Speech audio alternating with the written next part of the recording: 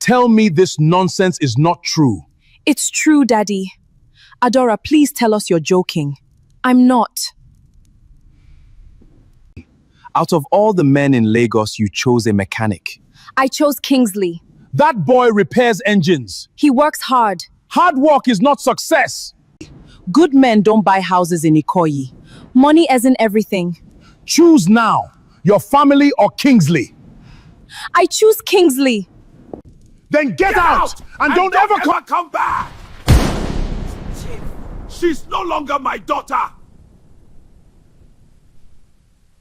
People often think tragedy begins with loss. Sometimes, tragedy begins with pride.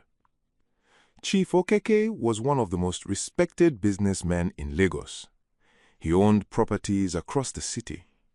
He sat on important boards. Politicians visited his home. Businessmen sought his advice. People stood when he entered a room. Success had followed him for so many years that he began believing wealth was proof of superiority. If someone was rich, they deserved respect. If someone was poor, they deserved pity. That mindset infected almost everyone around him, including his wife, including his son Emeka, and eventually almost every relative connected to the family. But Adora was different. While others looked at bank accounts, she looked at character. While others chased influence, she valued honesty. That was why she fell in love with Kingsley. Kingsley was not flashy. He didn't own expensive suits. He didn't drive luxury cars. Most days he wore grease-stained overalls and spent hours under broken vehicles. Yet, beneath those stained clothes was a man unlike any Adora had ever met. He was disciplined, respectful, patient, and fiercely determined. He dreamed bigger than anyone realized. Unfortunately, dreams are invisible. People only judge what they can see, and all Adora's family could see was a mechanic. 3 months later, Adora married Kingsley in a small church ceremony. Most of the seats reserved for her family remained empty. The silence from those empty chairs hurt more than any insult. Yet she smiled through her tears, because even though she had lost her family, she believed she had found her future. She had no idea how powerful that future would become. I'm sorry. For what? You deserved a better wedding. I married the woman I love. How could it have been better? My father humiliated you. No, he underestimated me. You sound very confident. One day you'll understand. The first years of marriage tested them in ways neither expected. Their apartment was small. The walls cracked during rainy seasons. The roof leaked. Sometimes the power disappeared for days. Money was always tight. There were weeks when Kingsley repaired dozens of cars. There were other weeks when customers barely arrived. Adaora never complained. Instead, she adapted.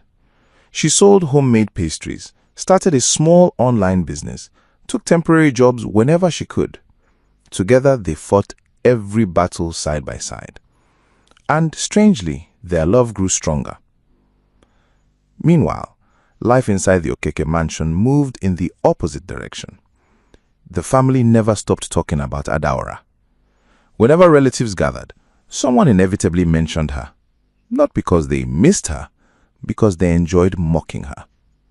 According to them, Adaora had wasted her life. The daughter who could have married a wealthy banker, the daughter who could have married a politician, the daughter who could have married into old money. Instead, she married a mechanic. And for years, they waited for her to fail. But Adaora never returned home begging. That confused them, because people expected hardship to break her. Instead, hardship strengthened her. Still, there was something Adaora didn't know. Kingsley had begun traveling frequently. Sometimes Abuja, sometimes Port Harcourt, sometimes Kano. The trips became more frequent every year. Whenever she asked questions, Kingsley smiled and gave vague answers. Business meetings, training programs, industry conferences, nothing more. She trusted him, so she never pushed. But behind those trips was a secret that would eventually change everything. Another trip? Only for 3 days. One day I'm going to discover what you're hiding. It's not what you think, Then tell me. because I want the surprise. Years earlier, shortly before his death, Kingsley's grandfather had left him something unusual. Not cash, not property, not jewelry. Shares. A large block of shares in a struggling automobile manufacturing company. At the time, the company was practically collapsing. Its factories were outdated, its debts were enormous, its reputation was terrible. Most people considered the shares worthless. Several lawyers advised Kingsley to sell immediately. Friends laughed at the idea of keeping them. Even some shareholders had already abandoned hope. But Kingsley saw something nobody else saw: potential. He believed the company could recover. And so while spending his days repairing cars, he spent his nights studying business. He learned supply chains, manufacturing, finance, leadership, marketing, everything. For years, he worked 2 lives simultaneously: mechanic by day, business strategist by night.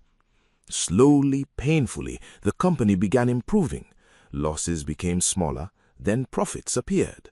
New contracts followed. Investors returned. Factories reopened. Employees who feared losing their jobs suddenly found hope again. Yet Kingsley refused to change his lifestyle. He still drove old vehicles, still worked in workshops, still dressed simply.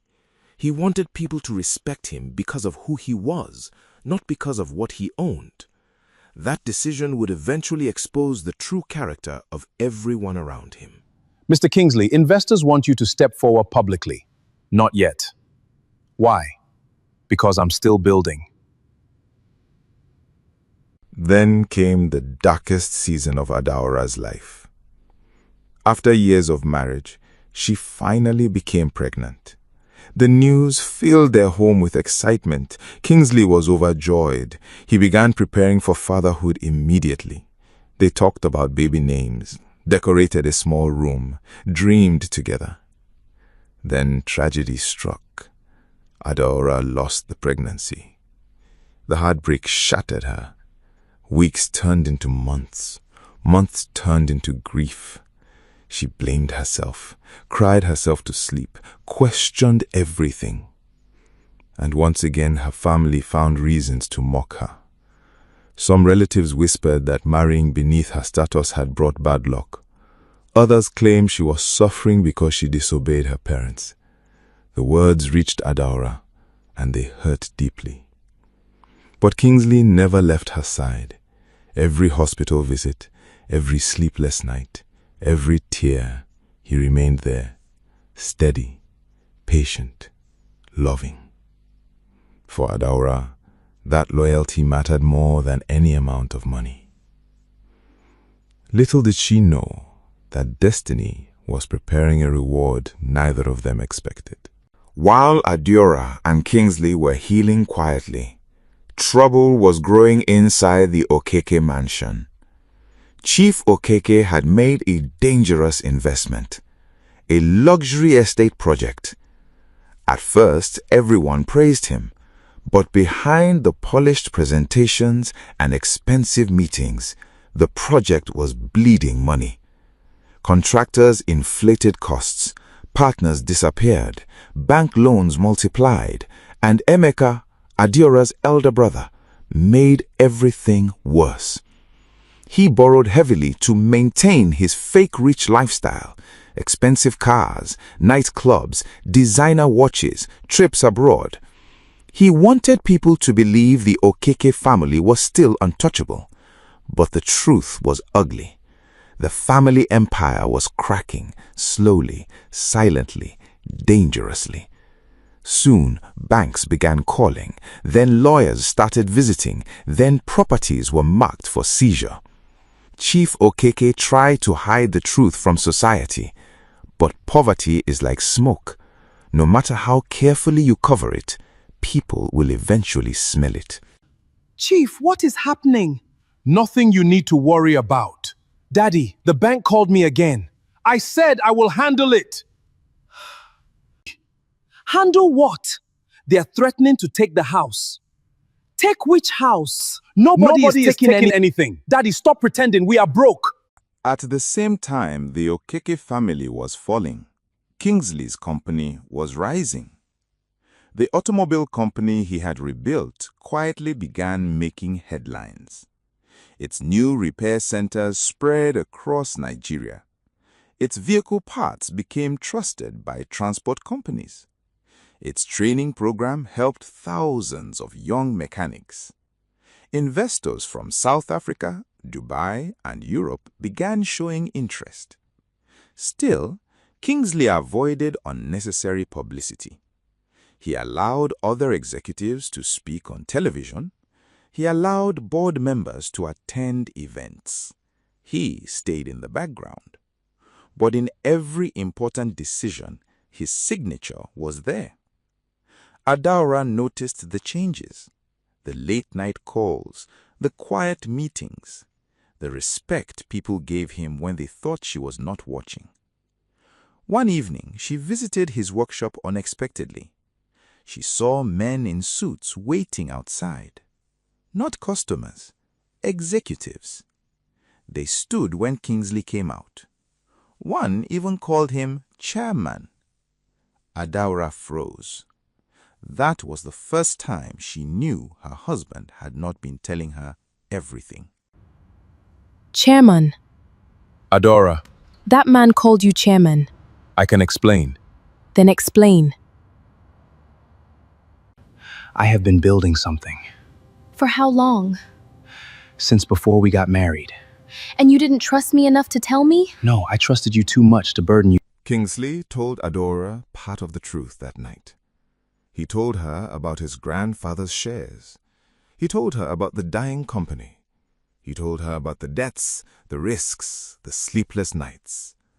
But he did not tell her the full value of what he had built. Not because he wanted to deceive her, but because he wanted to confirm everything legally before changing their lives. Adaora listened quietly. At first she felt hurt. Then she understood. This was not another woman, not gambling, not betrayal. It was sacrifice. Her husband had been carrying a mountain alone, and suddenly the years of exhaustion made sense. The travels, the tired eyes, the late calls, the strange confidence. Adaora held his hand and cried. Not because he hid the truth, but because she realized how heavy his journey had been.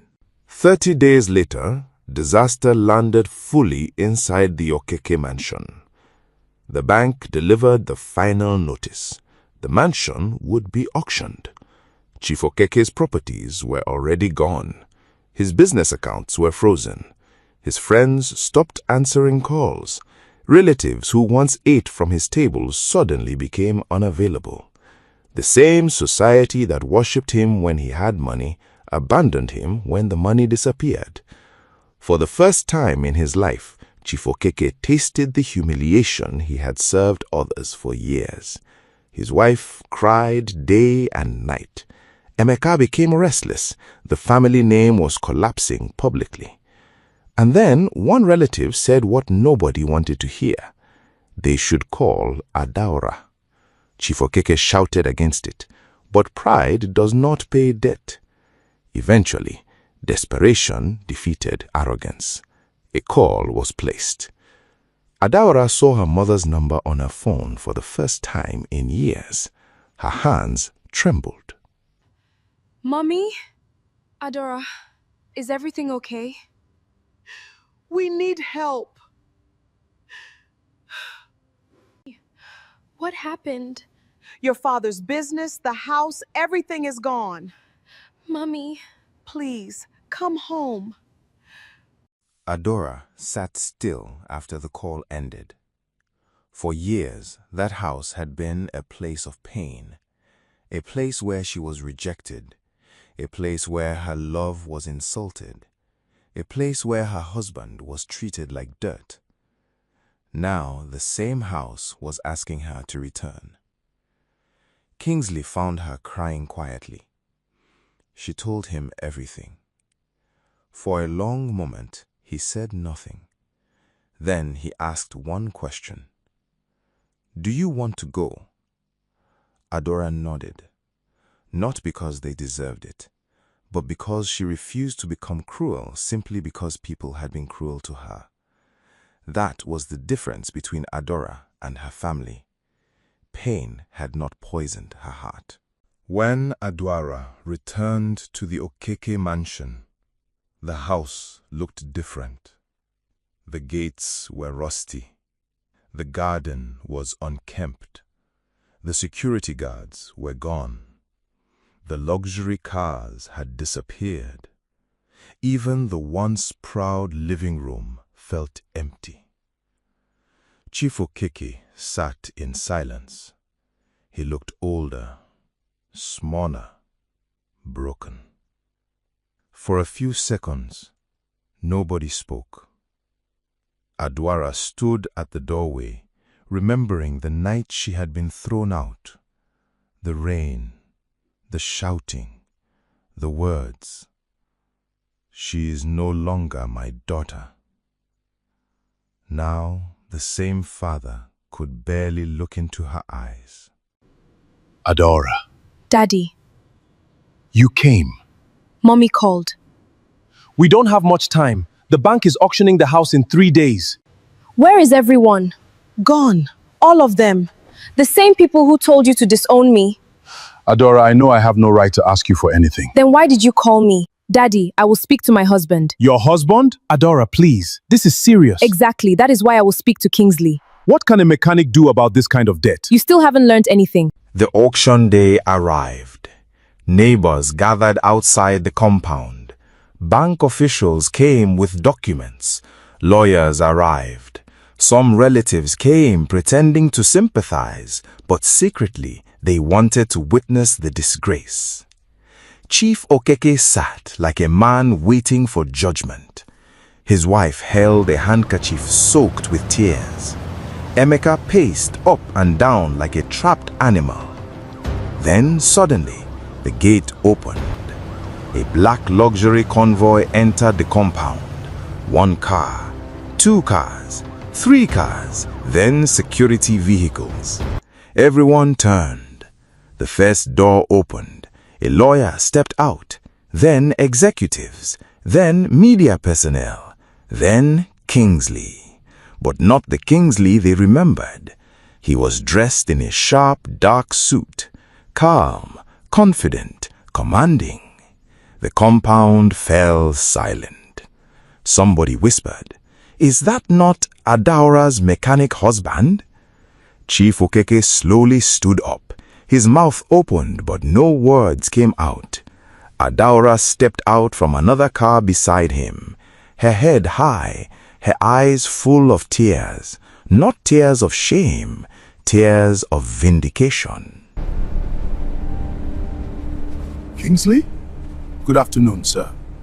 Mr. Kingsley Nwosu is here as the authorized representative of Dominion Motors Group. Dominion Motors? Not just representative. He is the controlling shareholder and executive chairman. That is impossible. It is true. The lawyer opened the file. Document after document came out. Company ownership, shareholding structure, board resolutions, financial statements, valuation reports. Everything carried Kingsley's name.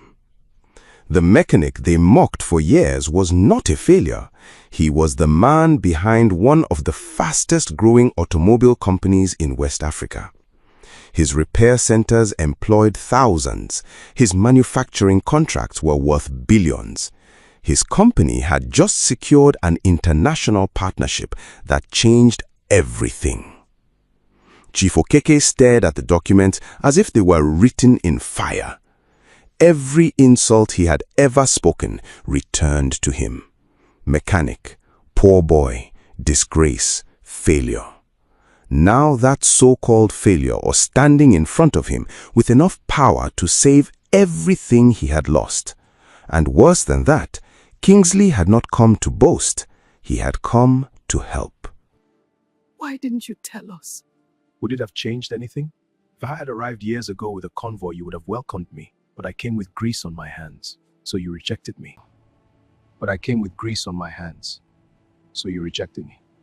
Kingsley, please forgive us. I forgave you long ago, but forgiveness does not erase the lesson. Kingsley turned to the bank officials. His lawyers presented a settlement agreement. The debt would be cleared, the mansion would be saved. The remaining legal battles would be handled by his company's legal department. Everyone watched in disbelief. Chief Okeke's wife fell to her knees, crying. Emeka covered his face. The relatives who came to watch disgrace suddenly became silent. Some began smiling awkwardly, trying to act happy. But everybody knew the truth. They had misjudged a man because his clothes were dirty. They had rejected a daughter because she chose love over status. They had mocked a marriage that God was secretly blessing. Kingsley walked slowly toward Adaora. His legs trembled. Then, before the entire compound, the proud man knelt. Adaora, my daughter, I was wrong. Daddy, please stand up. No, let me say it here, in front of everyone. Kingsley is not the poor man. I was the poor man. My son, can you forgive an old foolish man? Sir, I never wanted your money. I only wanted your blessing. When I had nothing, Adaora stood beside me. Today I have everything. And she is still the most valuable thing in my life. That is the truth your family needed to know. From that day, everything changed.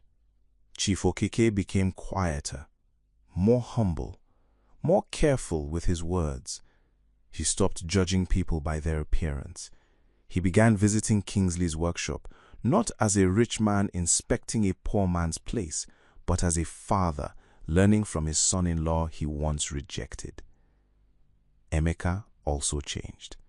The collapse humbled him. Kingsley did not just rescue the family financially, he helped Emeka rebuild his life. But this time, not through free money, through discipline, work, accountability. Kingsley gave him a role in one of the training centers, not as a boss, as a student. At first, Emeka felt insulted, but later he understood. A man who never learns how to work will always destroy what others build. Adaora's mother spent many evenings apologizing. Sometimes Adaora cried. Sometimes she smiled. Healing did not happen in one day, but it began. And months later, when Adaora became pregnant again, the joy was different.